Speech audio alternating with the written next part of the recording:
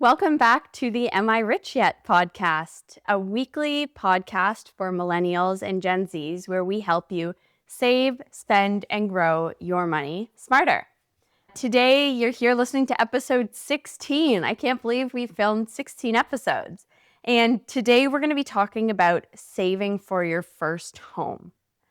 My name is Georgia. I'm one of your co-hosts. I'm myself a Gen Z, currently studying my MBA and navigating my personal finances. I'm Rob, sometimes Georgia's dad. In my working career, I was a financial advisor and I'm recently retired, and I'm looking to help you with making good, smart decisions with your moolah.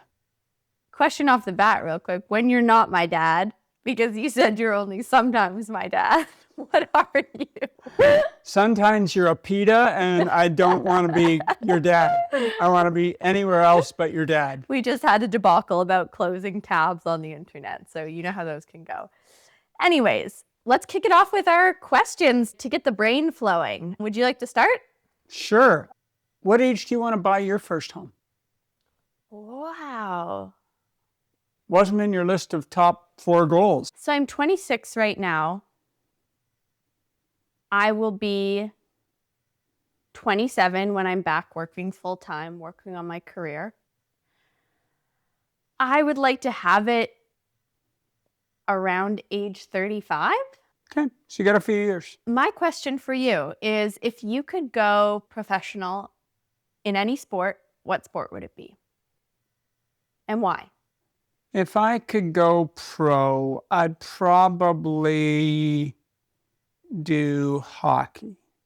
All right. Why hockey over any other sport? I think it would be between hockey and golf, and I think golf is a grind. It's not that hockey's not a grind when you're in the pros, but you can rely on your teammates a little bit in hockey, and in golf, it's all about you. And it's a ton of pressure, and that's why you see even the best in the world fall apart.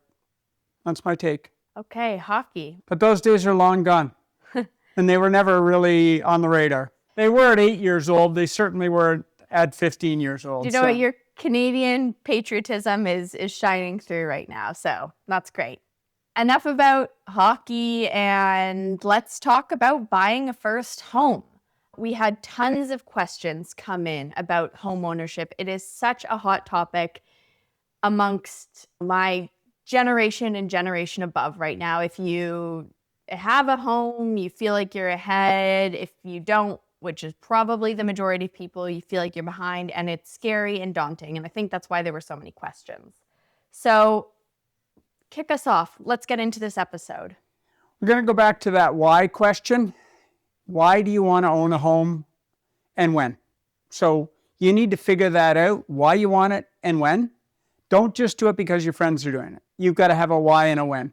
If you do it because your friends are doing it, you may regret that purchase, because it will change your life. It will change your lifestyle. Big, big purchase. So that's number one.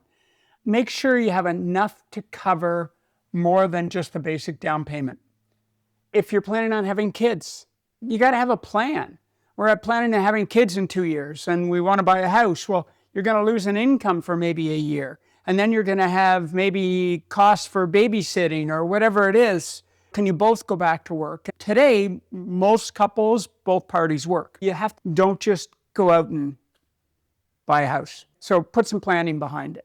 Next up, I had, what are the best accounts to use? We've covered this in a previous podcast, but I thought let's tie it back into today with the house purchase.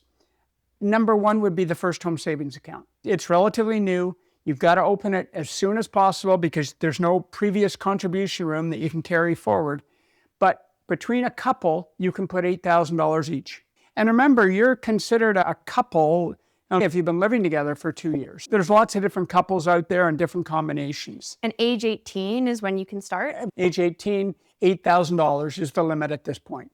You're going to get a tax deduction. The money's going to go tax-free. And when you go to buy that first house, you can take that money out. Next up would be an RRSP. Again, you and your partner can both borrow money from the RRSP. The drawback is you have to pay it back. You don't pay tax when you take it out of the RRSP. For a home purchase, you just have to pay it back. Your miss is you're going to miss the tax-free compounding of that money when it would have been in the RSP. But in theory, the house is compounding as well, so you're not really missing out that badly. And thirdly would be the TFSA, your tax-free savings account. So you want to try and maximize, in other words, use up the full contribution limit of all those three. And if you still have money for savings, put it into an investment account, an open account. So that would be my recommendation.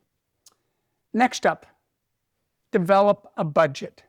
What's it going to cost? What can you afford? Now you can go to the bank and you'll give them all the information and they can tell you roughly what you can afford. You'll qualify for a $600,000 mortgage or an $800,000 mortgage at today's rates. So that's a starting point, but also have your own ideas, your own budget. And that will help you, once you've done that, it'll help you basically figure out where you can buy and what you can buy.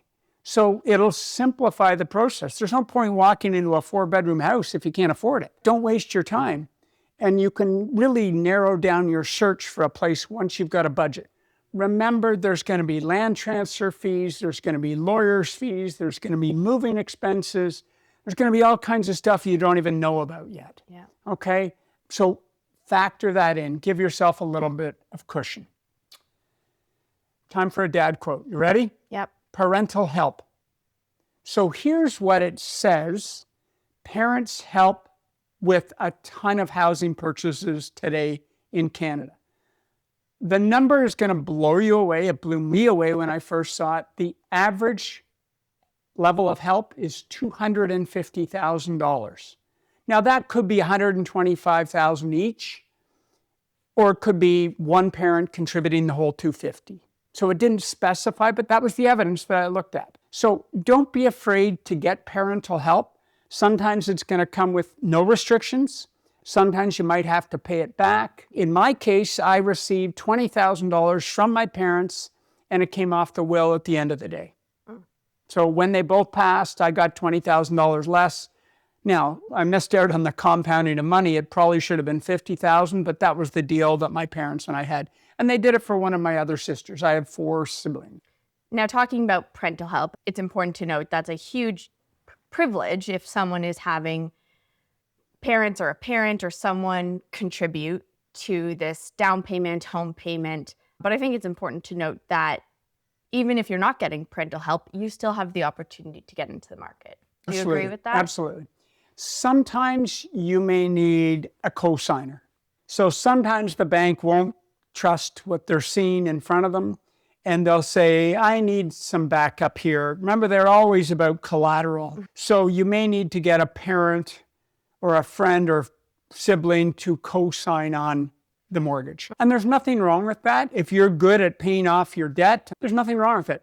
Probably once the co-sign's done, they'll have no more involvement whatsoever. But you may need to do it. It's not a whole terrible thing. I'm not a big believer that you should make it too easy for your kids. But if you can help a little bit, I think it's great. Sometimes the parents buy the whole house for the kids, and I think they've just taken away one of the great things in life, which is being able to afford your own first home. They've destroyed that for that one child. That's my take, but that's my opinion. That child will get their satisfaction in other places, which is likely the case, but you've given your opinion, so let's move on. Next thing around housing is talking about roommates. If having roommates can get you into a place sooner, do it. Whether you have one roommate, whether you have a few roommates, whatever you need to do to make it happen, do it. Is it an inconvenience having roommates sometimes? Yeah, it is, especially if you don't know them. If they're friends, it's great, but if they're not friends, sometimes it doesn't work out. But it's better than not owning, is my take. So I would rather you get into the market with some roommates and then gradually you kick the roommates out. And it's just this whole, it's so important to hear that and just to be reminded that it doesn't need to be perfect, your very first home. It's not going to be your forever place. It doesn't need to be everything you dream of in a house. There's going to be compromises. There has to be. Next up, look outside the big city. Don't be afraid to make a move to the burbs. Your commute might be a little longer or something, but if that's going to allow you to get into the marketplace, do it. There's still an opportunity to move down to the big city later on. You might miss out 3-5 years or something, but If it's right, you'll get that opportunity again. I've had lots of friends that have moved back into the city because they were living in the suburbs. It did or didn't work for them, or work was always downtown. So they eventually made the move. Do whatever you can do to get into the marketplace. I think it's a good move. Next up is shop around for mortgages. Don't just trust the bank you're working with. They'll know you've just come to them and they're not going to give you a deal. I think it's worthwhile to get a mortgage broker, get someone to do the work for you. They're going to look and talk to all the different mortgage companies out there and find you the best deal that's suited for you. Getting help, there's nothing wrong with getting help. If you just walk down to your local bank branch, you're not going to get the best deal. And it's expensive to pay even 0.25% more per year on your mortgage. If you're taking out an $800,000 mortgage at an extra 0.25 point than you needed to, you're at a disadvantage. Got it. Let's talk about a couple of things on that mortgage. Make sure there's flexibility. Make sure you can, once a year, pay down 10 to 15% on that mortgage. I would typically go for a 25-year mortgage and then try and pay it down faster, as opposed to limiting yourself by a 15-year or 20-year mortgage, and then you got no financial flexibility. If you start with a 25-year and then start increasing those payments, typically you can increase your payment once a year by 10 to 15%, and that stays forever. The other thing you can do is you can typically double up on payments. So if you're paying $2,000 a month and you've got extra money, you can put $4,000. So there's lots of things you can do to bring that amortization down from 25 years, maybe to 21 years, or to, if you're really lucky, maybe down to 15 years. But start at 25, your payments will be less, and work your way down. And you also said you should be paying 10 to 15% of your mortgage every year. You always have to make your mortgage payment. So that's the minimum. You can't pay less, but you can pay more. Just make sure the mortgage you sign has the provisions to pay more. Whether it's lump sum, monthly, or double up payments are typically the three options that are available. Awesome.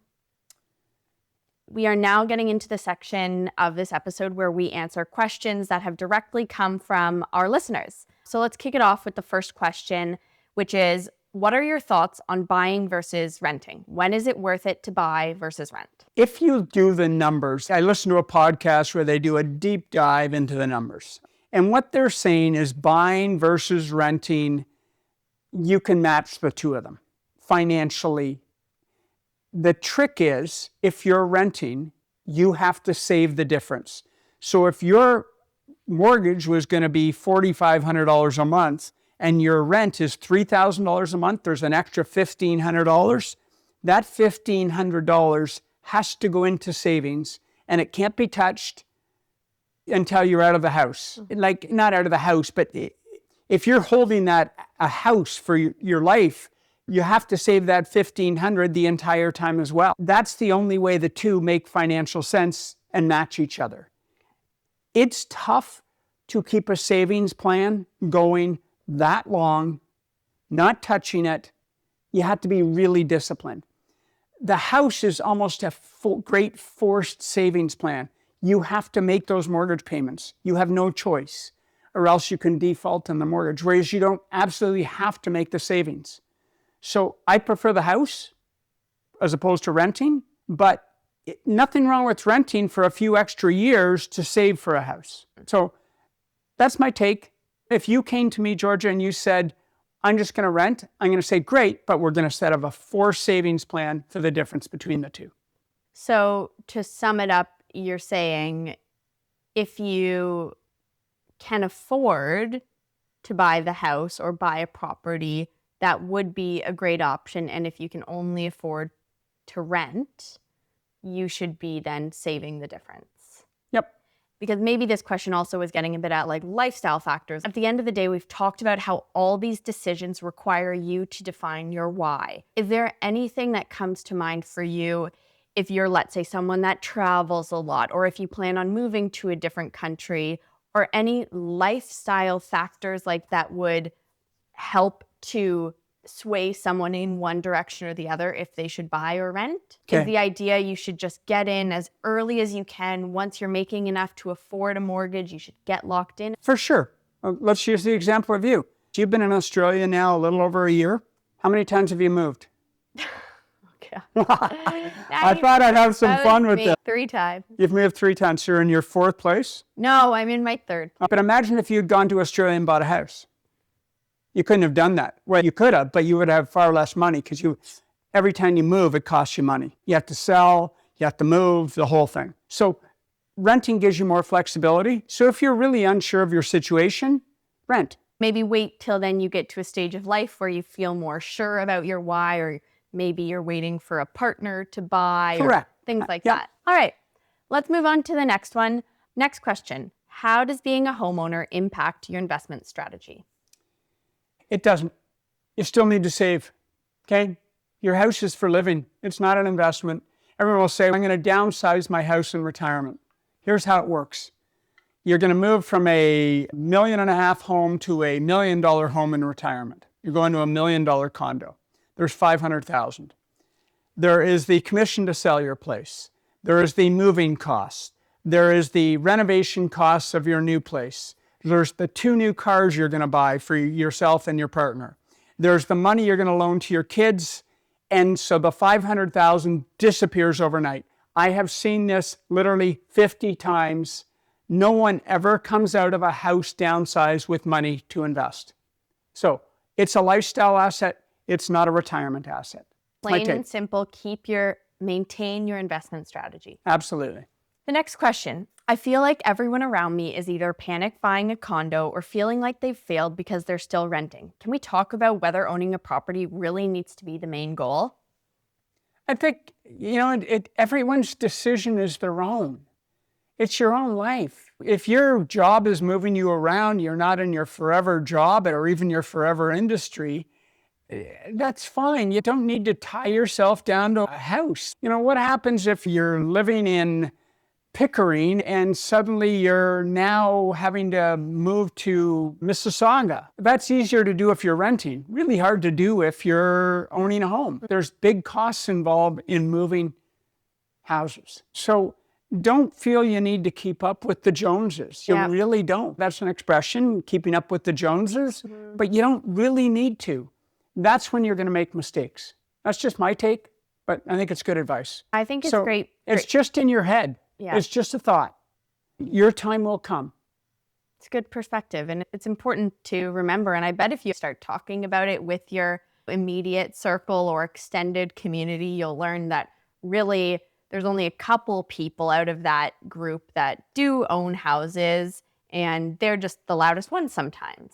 And even little things like sometimes one of your friends is going to have a bigger house than others, but you don't know their situation. You don't know that the parents didn't help. Just stop living in the gap. Just be happy you've got a place. Or just be happy you've got a place to rent or you got enough money to rent. Don't live in the gap. Yeah. It's too easy to do. Awesome. Last question here, because we've grouped a couple of questions that were asking the same thing. Home ownership. Is home ownership still a beneficial investment, or are there better avenues for capital? Here's why it's a great investment. If you take a mortgage, it's a forced savings plan. Number 2, that money in Canada grows free of tax. You're allowed a principal residence. So that money grows free of tax. You bought it for $600,000, you sold it for $800,000, you pay no tax on that gain. So those 2 factors alone make it a great investment. And plus the pride of ownership, being able to have your own place, decorating it, entertaining friends, you name it, whether you like gardening, having a garage, whatever it is, it's your own. It's, what was the expression from a book by Mordecai Richler? The book was The Apprenticeship of Duddy Kravitz. And I still remember the quote, "A man without land is no one." Great book. And it's all about a young guy buying his first property. I think you made some great points there to sum it up. What's your big takeaway? So step 1 is to understand your why. And once you've defined your why, know what you're willing to spend or compromise on. Yep. What are we covering? So next episode, we are to cover all the pros and cons with investing in real estate. Different than a home ownership. Now we're looking at direct investments into real estate. So looking forward to it. It's going to be fun, going to be entertaining, and something everyone should consider if they have the opportunity once in their life. Thanks again for joining us on today's podcast episode, and we look forward to seeing you next week. See you next week.